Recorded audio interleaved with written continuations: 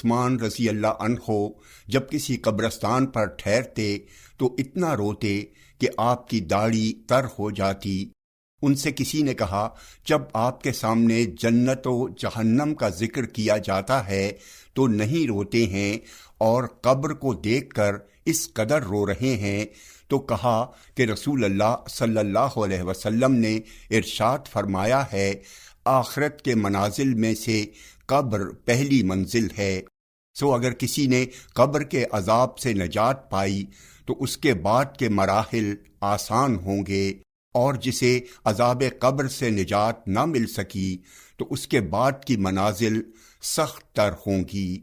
عثمان رضی اللہ عنہ نے مزید کہا کہ رسول اللہ صلی اللہ علیہ وسلم نے ارشاد فرمایا، گھبراہٹ اور سختی کے اعتبار سے قبر کی طرح کسی اور منظر کو نہیں دیکھا۔ جامع ترمذی حدیث نمبر 2308،